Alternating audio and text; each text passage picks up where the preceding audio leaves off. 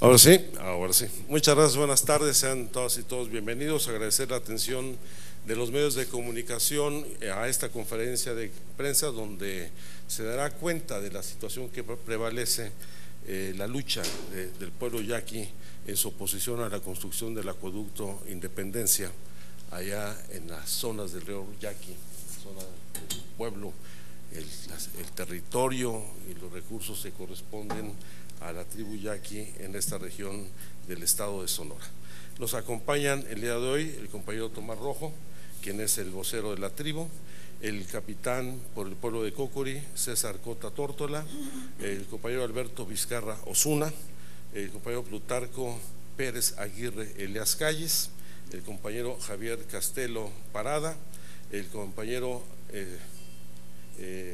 la compañera, antes de presentar aquí a Luciano, que es de casa, compañera Ana Gloria Espinosa, y nuestro compañero senador por Michoacán ahora sí que estamos haciendo sus primeras incursiones, ha sustituido a nuestro compañero Raúl Morón, y nos da mucho gusto que Luciano esté con nosotros, y pues un servidor Alejandro Encinas, y le pedíamos a Tomás Rojo nos hiciera el favor pues de dar el mensaje y abordar el objetivo central de esta conferencia de prensa.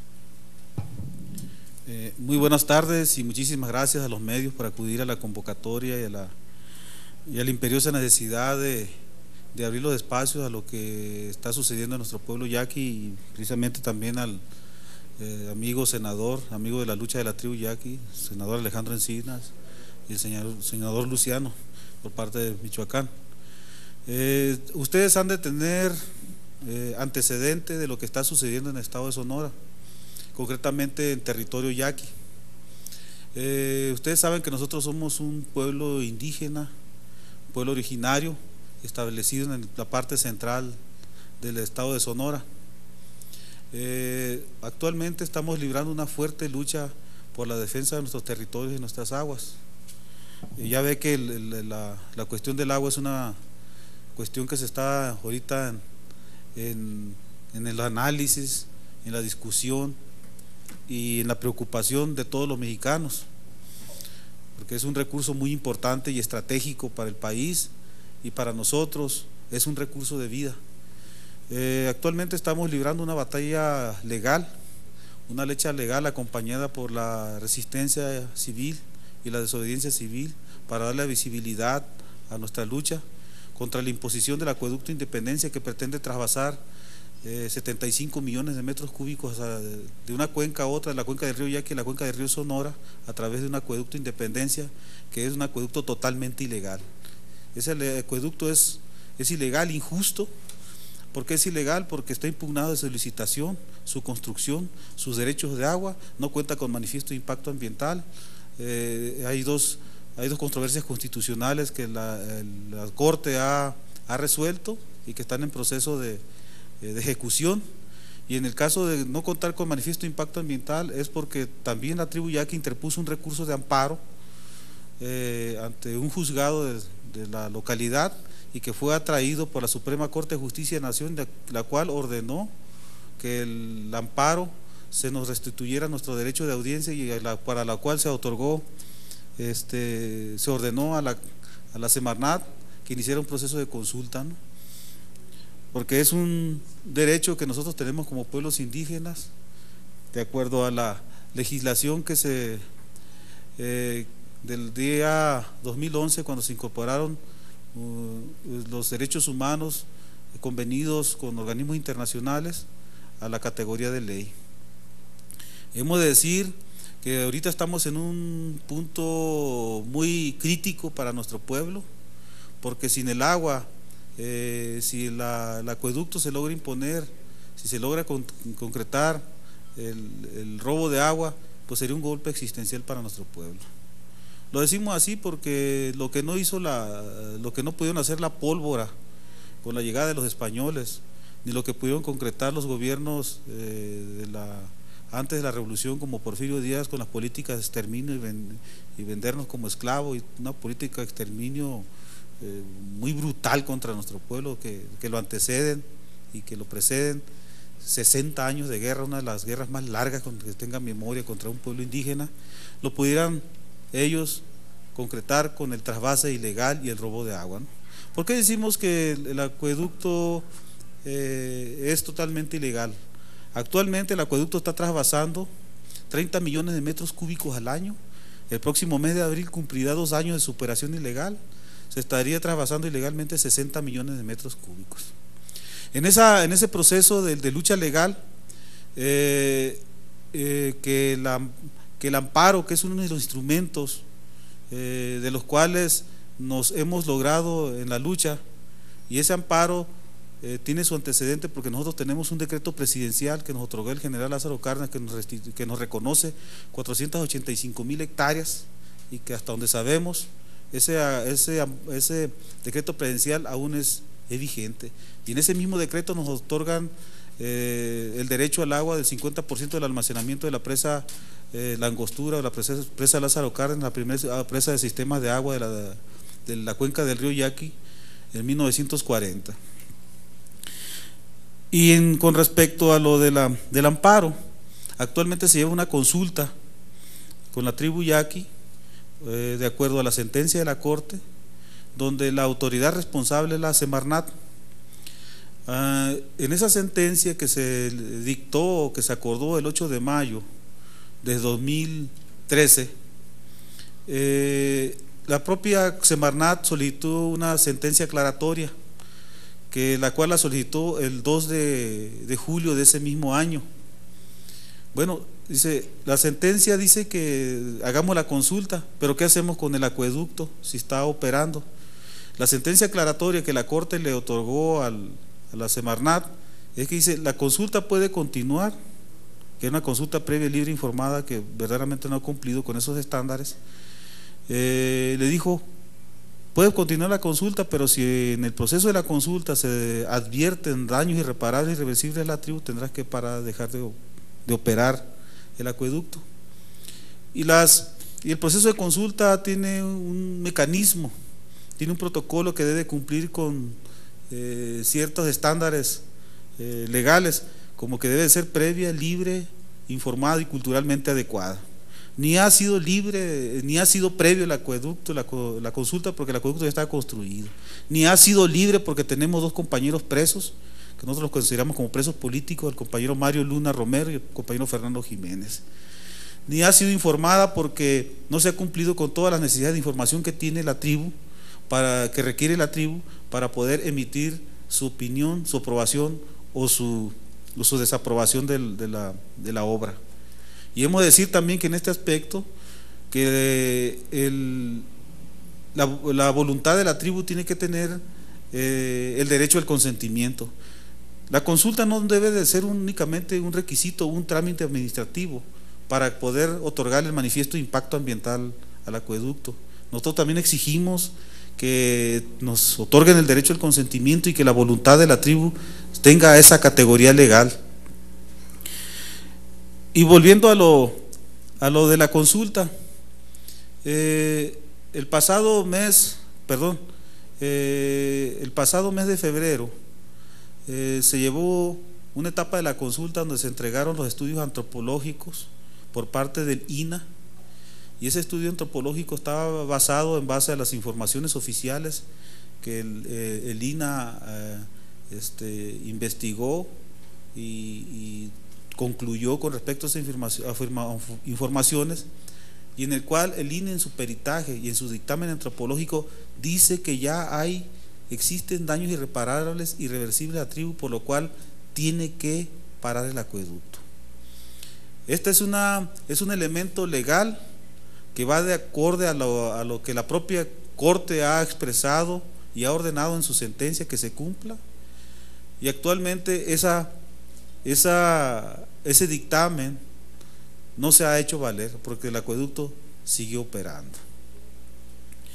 El acueducto está derrotado legalmente, Semarnat está derrotado legalmente, Conagua está derrotado legalmente, porque existen los elementos teóricos, técnicos, jurídicos y sociales, los cuales ordenan y se concluye que el acueducto debe dejar de operar. En ese sentido, nosotros hemos emprendido esta lucha legal y lo que hemos observado que algunas instancias federales han sido omisas a los ordenamientos judiciales.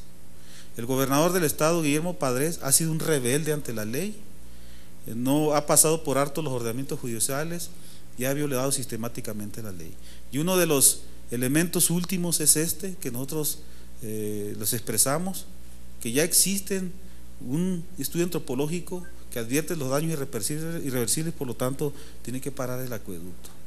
En ese sentido, como el senador Alejandro Encina ha sido una figura muy importante en nuestra lucha, junto con el ingeniero Cuauhtémoc Cárdenas, le vamos a hacer llegar este estudio antropológico y un resumen de las conclusiones de ese estudio antropológico, donde se advierten los daños irreversibles y irreparables al río, por lo cual tiene que parar el acueducto. Es un estudio con validez oficial, con la categoría técnica y legal para que sea tomado en cuenta por parte de la Corte.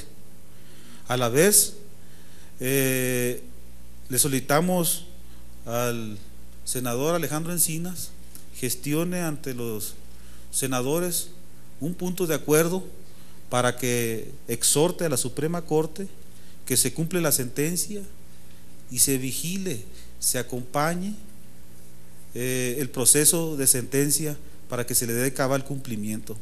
Y esto es muy importante para nosotros. Nosotros anteriormente no habíamos incursionado en una lucha legal, es algo novedoso, pero hemos tenido tal experiencia de que las leyes no se cumplen, no se acatan y no se responsabilizan de su aplicación quienes deberían de ser los primeros en respetarlo. Queremos decir también que nosotros tenemos una experiencia de 5 años de lucha en el norte del país, en el noroeste del país. Somos un estado semidesértico, el agua escasea, no se puede repartir lo que no alcanza, y el agua se ha hecho un recurso en disputa que ha dividido el estado de Sonora. Y si ustedes saben, si en un país semidesértico, en un estado semidesértico como Sonora, escasea el agua, queremos decirle que la escasez es el paraíso de los especuladores. En Sonora se están dando los primeros visos de una formación de una clase política empresarial que nosotros la podemos denominar como la hidrocracia. Y esto está cobrando fuerza en el país, cuando actualmente hay una discusión muy fuerte, hay una iniciativa de ley aprobada en las comisiones, la cual pretende, aunque algunos digan que no va en el sentido de que se privatice un recurso, patrimonio de la humanidad, propiedad de la nación, y en este caso un derecho de nuestros pueblos indígenas. Nosotros ya estamos experimentando desde hace 5 años esas políticas de despojo, de privatización y de convertir el agua en mercancía.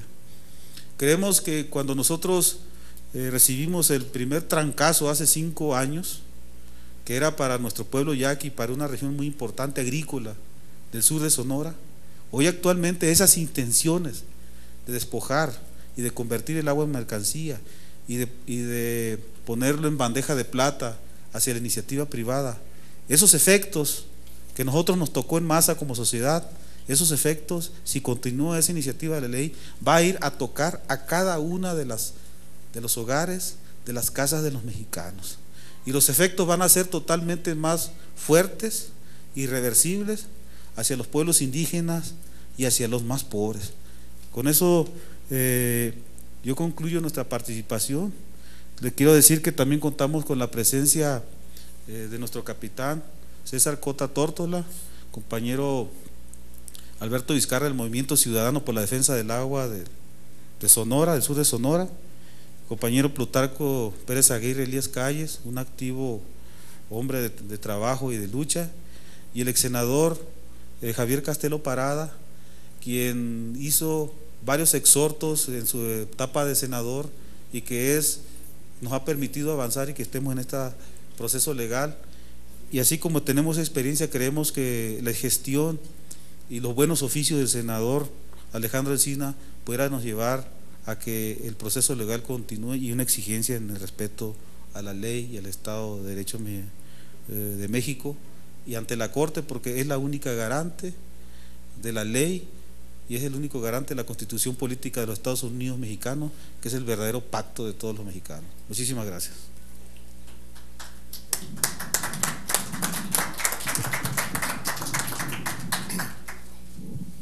Gracias, Tomás. Senador, le agradecemos muchísimo que nos haya dado este espacio, porque sin duda, como usted lo ha planteado ya en el proceso de la discusión de la iniciativa de ley para la reforma a la Ley de Aguas Nacionales, indiscutiblemente estamos hablando de un asunto vital para la nación, de un asunto de orden estratégico, y es importante adelantar aquí que lo que está ejerciendo Conagua en complicidad con el gobierno de Padres es de facto lo que quieren hacer de jure con la aprobación de la nueva ley. Conagua está procediendo con métodos dictatoriales en Sonora, y es exactamente lo que quieren: constituirse en una entidad autónoma, casi con poderes mayores que el Banco de México, para manejar el agua de acuerdo a los intereses supranacionales que han tomado control del escritorio de Conagua y de la personalidad misma de David Kohrenfeld. Dicen que es del Estado de México, pero yo creo que pertenece a algún corporativo de estos intereses que quieren privatizar el agua en el país. Hay quienes tienen aprendizaje rápido y han hecho dinero sirviéndole a intereses privados.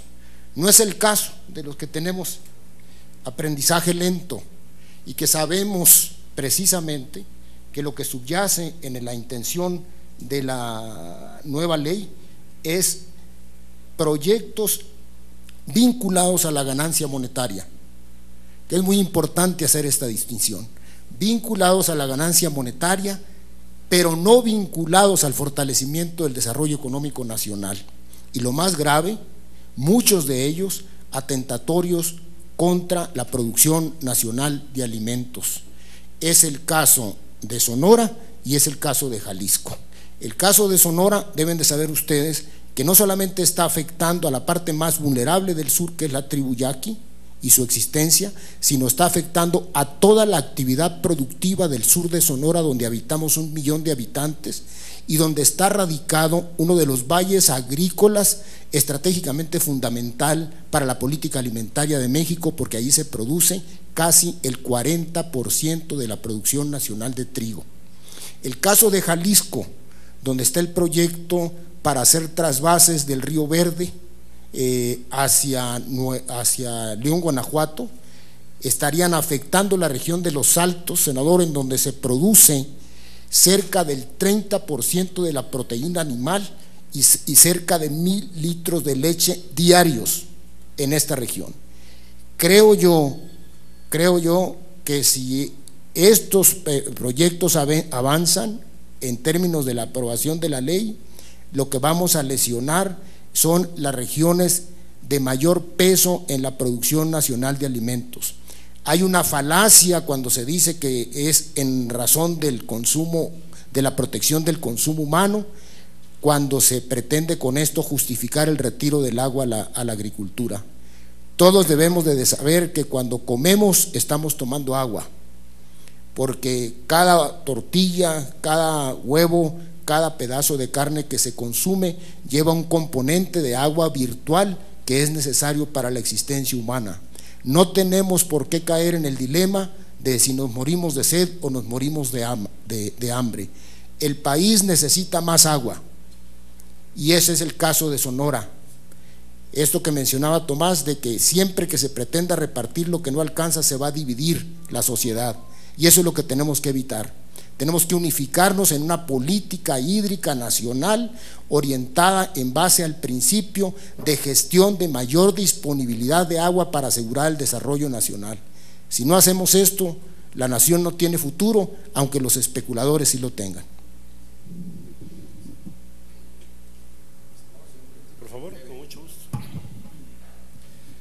Sí, senador, nomás mencionar, en la legislatura 59, creo que fue la 59, en las 60 del Senado anterior, se logró que el Senado, en un punto de acuerdo, exhortara a la Suprema Corte para que atrajera los amparos que llegaran a la etapa de revisión en vez de que se fueran a un colegiado. Eso fue muy bueno porque en el caso del amparo de los yaquis, que era el primero que ya estaba en esa situación, pudo resolver la primera sala, lo que ya relató Tomás Rojo. Pero pues ahora necesitamos y es la petición que él hacía, de un nuevo exhorto que se le pueda hacer a la Suprema Corte, por supuesto respetuoso, pero para que haga valer sus resoluciones, porque ha habido resoluciones del Poder Judicial e incluso de la Suprema Corte que ahí están y no pasa nada. Entonces yo creo que puede ser oportuno, y sí, nomás hacerle saber de ese antecedente de que la Suprema de que el Senado ya había, mediante un punto de acuerdo, formulado un exhorto. Gracias. Bien, muchas gracias. Bueno, en primer lugar, recibo de este estudio que elaboró el Instituto Nacional de Antropología e Historia y que ya forma parte de la ejecutoria de amparo en revisión por la Sala Primera de la Suprema Corte de Justicia de la Nación, y cuyas conclusiones, que también nos han anexado, formarán parte de un punto de acuerdo que promoveremos para que sea presentado el próximo miércoles en el Pleno del Senado de la República, retomando los puntos de acuerdo anteriores e insistiendo además no solamente en el cumplimiento de la sentencia de la Corte, sino también insistiendo en que se frene el proceso de criminalización y persecución política que el gobierno del Estado de Sonora, el señor Padres, ha venido ejecutando contra los dirigentes y contra el pueblo yaqui en su conjunto, demandando, por supuesto, la libertad inmediata de los compañeros Mario Luna y Fernando Jiménez. No vamos a dejar de insistir en que se frene este abuso de autoridad y esta criminalización a los luchadores sociales, a quienes se les inventan delitos que no han podido ser comprobados, y tenés así que no han concluido ningún proceso judicial en su contra. Y por supuesto, insistiremos en este tema de las responsabilidades del Estado en varias direcciones. En primer lugar, asumir, como lo establece el artículo 4 constitucional, que el acceso libre, el acceso a agua potable de buena calidad es un derecho humano que el Estado debe de garantizar y cuya gestión debe ser no solamente una gestión sustentable que respete el medio ambiente, sino también que respete y reconozca lo que son los derechos que las comunidades originarias tienen sobre sus territorios y sus recursos naturales, como también lo establece la propia Constitución. Aquí recientemente hemos avalado una iniciativa ciudadana para generar una nueva ley nacional de aguas que parta de estos dos principios: el reconocimiento del derecho humano al agua potable en todo el país y al mismo tiempo el respeto de las comunidades originarias y el establecimiento de mecanismos de participación social que garanticen una gestión sustentable y además fiscalizable por parte de la sociedad. Conocemos el dictamen que aprobaron en la Cámara de Diputados, en donde hemos hecho un cuestionamiento muy firme para su rechazo, porque lo que se pretende legalizar con esta ley pues es la privatización del agua y su uso para fines distintos al interés público. Además del derecho humano al acceso al agua potable, nuestra Constitución establece que el agua es un bien y un servicio público y que la prioridad que debe garantizar el Estado es satisfacer las necesidades humanas y no las necesidades de particulares. Al querer decretar como causa de utilidad pública la construcción de infraestructura hidráulica que legaliza el trasvase de aguas de acuíferos de una cuenca a otra, pretenden legalizar este tipo de prácticas como es el acueducto Independencia, cuyo destino no necesariamente es el consumo humano, sino es para favorecer las prácticas de la minería y la práctica de fracking para la extracción de gas en el subsuelo donde existan lutitas, el famoso gas shale. El primer resultado ya por lo menos se logró frenar que se dictamine en la Cámara de Diputados este dictamen, ya es dictamen de las comisiones de recursos hidráulicos de la Cámara de Diputados. Aquí estamos trabajando para que en caso de que llegara una minuta no se dictamine, porque es violatoria a todas luces de lo establecido en la Constitución, y prueba de ello pues es justamente esta razón que la Corte le ha dado a la tribu Yacu para preservar sus recursos, que lamentable con el trasvase ya de 60 millones de metros cúbicos en 2 años ha llevado a que dejen de cultivarse en promedio 20,000 hectáreas de cultivo, en demérito de la producción de alimentos y en demérito de la fuente de empleo fundamental de la tribu. Entonces vamos a retomar todos estos planteamientos, formará parte del punto de acuerdo que se los presentaremos antes a ustedes para que estemos de acuerdo en su redacción. Le voy a pedir a nuestro secretario técnico, al ingeniero Aarón Mastache, que lo trabaje directamente, lo inscribamos ya de inmediato para que sea de los primeros puntos de acuerdo que tanto el senador Fidel de Médicis como nosotros asumiremos plenamente junto con el grupo parlamentario del PRD. Vamos a hablar, por supuesto, con nuestra compañera Ana Gabriela Guevara, que ha estado ya en varias ocasiones con ustedes, con nuestros compañeros de Manuel Bartlett, con otros compañeros que coincidimos en estas luchas, y esperemos tener una respuesta positiva a la atención de esta solicitud, que se realice la consulta, que se ejecute la sentencia de la Corte, se realice la consulta, cuyo resultado evidentemente obligará a frenar y revertir este proyecto del acueducto Independencia. ¿Preguntas a los compañeros? Solo una. Sí, yo quisiera preguntarles, la Suprema Corte avaló esta consulta pública, sin embargo se ha cuestionado que no sean vinculantes los resultados de esta consulta pública, es decir, que si ustedes emitieran una negativa al acueducto Independencia no valdría porque no es vinculante, así lo determinó la Suprema Corte de Justicia de la Nación. Y la otra, ¿qué opinan de que este acueducto no cuente con un impacto ambiental, una medición de impacto ambiental? Sí, efectivamente la Corte ha sido ambigua, algunas veces hasta contradictoria en sus determinaciones. Por decir un ejemplo claro, en las controversias constitucionales. Las controversias constitucionales deja velar muy superficialmente que los derechos de agua adquiridos por Hermosillo, por el gobierno municipal de Hermosillo, son válidos, pero por otra parte deja sin efecto el manifiesto de impacto ambiental. De acuerdo a las dos controversias constitucionales, el gobierno municipal de Cajeme y el gobierno municipal de San Ignacio de Río Muerto, dos gobiernos municipales del sur de Sonora que van a ser fuertemente afectados si esta obra se consuma o se impone.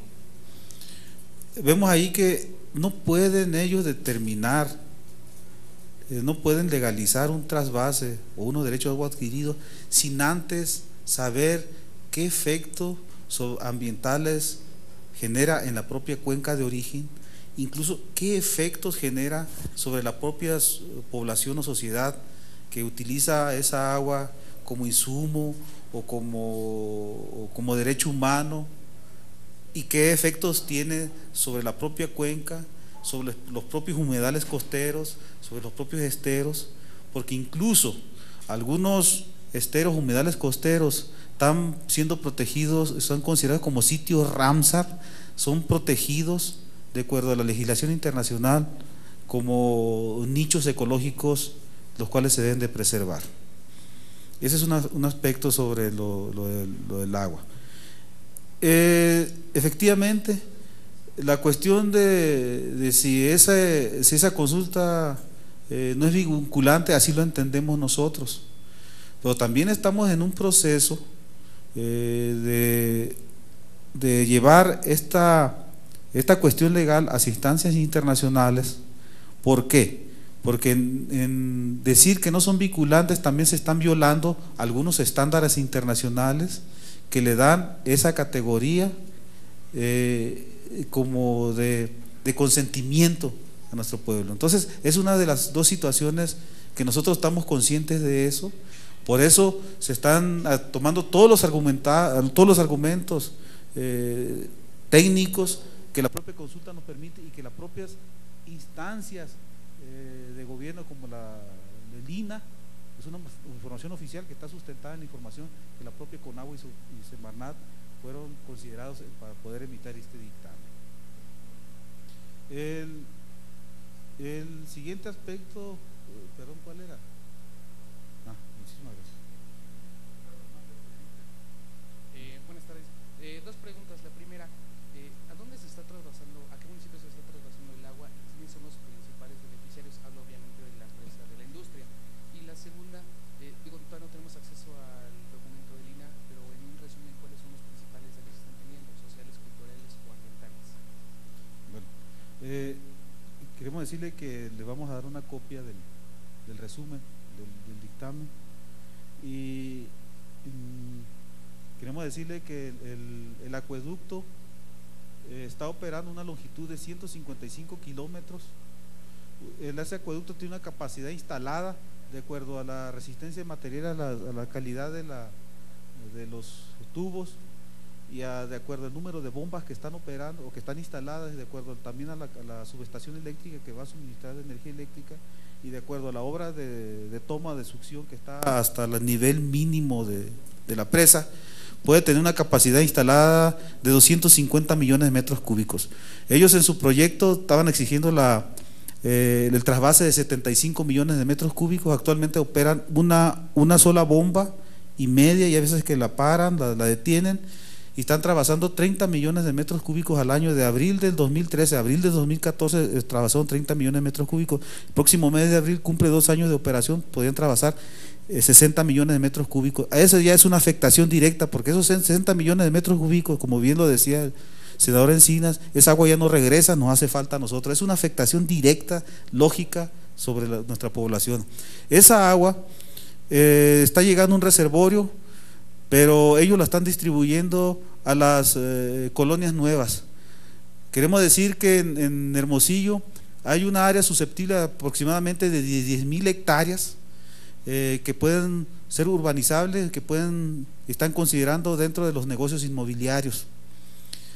Tercera, el agua no es para las colonias populares, evidentemente. Ellos manejaron una política criminal de tandear el agua que estaba disponible, con únicos efectos mediáticos de decir que el agua escaseaba en la ciudad de Hermosillo. La ciudad de Hermosillo actualmente, en el año pasado, que fue un verano extraordinario, tuvo una recarga de los mantos acuíferos de la región de la Mesa del Ceri y de la región de La Poza, dos de los mantos acuíferos que suministran agua a través del rebombeo y de la propia presa El Molinito y de alguna recarga en la presa de Vilar de Rodríguez que proyectan una disponibilidad de agua subterránea y superficial para los próximos 4 años y medio. A raíz de la construcción del acueducto se han establecido muchos negocios y la propia planta Flow 4 ha ampliado su capacidad instalada y se han establecido empresas cerveceras, empresas refresqueras, que creemos que para allá va el agua. También nosotros nos han hecho una política de criminalización y una campaña de odio contra nuestro pueblo yaqui, de que somos egoístas, que somos criminales, que no ponemos autorizar o disponer el agua hacia la ciudad de Hermosillo, pero sabemos que hay fuentes inagotables de agua, que es la desalinización. Ellos tienen el litoral, la bahía Quino, por 75 kilómetros, donde fácilmente pudieran instalar una desaladora, o si no, la tribu yaqui tenemos 60 kilómetros de litoral y la ponemos a disposición para que puedan establecer una desaladora que a la vez pueden abastecer de agua a las ciudades costeras como Empable, del pueblo, al propio puerto de Guaymas y a la ciudad de Hermosillo.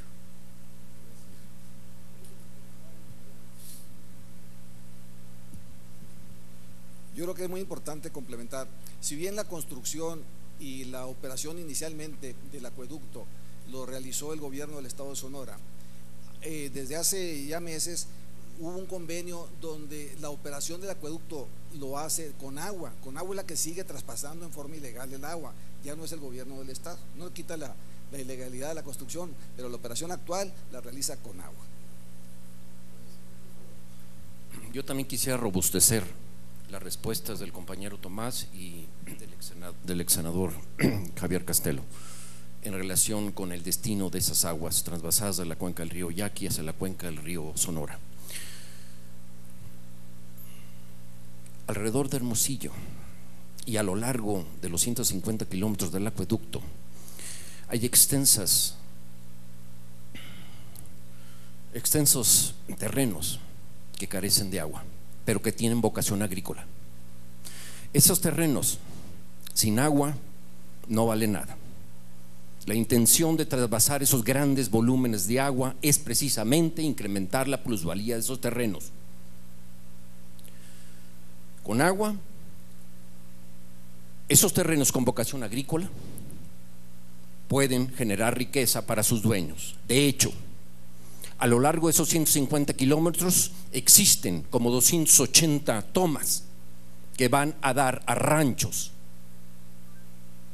Esos ranchos contarán con buenos volúmenes de agua para establecer praderas artificiales, para establecer campos de cultivo. Y en las inmediaciones de Hermosillo existen grandes extensiones con vocación agrícola. Además, la costa de Hermosillo es hoy día un desierto salino porque sobreexplotaron los acuíferos con la connivencia de Conagua. Se requiere de agua para resucitar esa costa de Hermosillo, antes un valle de bonanza, de gran riqueza. Ese es uno de los propósitos de trasvasar esos grandes volúmenes de agua, y ese es el inicio. El acueducto tiene la capacidad para transportar por lo menos el doble del flujo anunciado de 75 millones de metros cúbicos por año.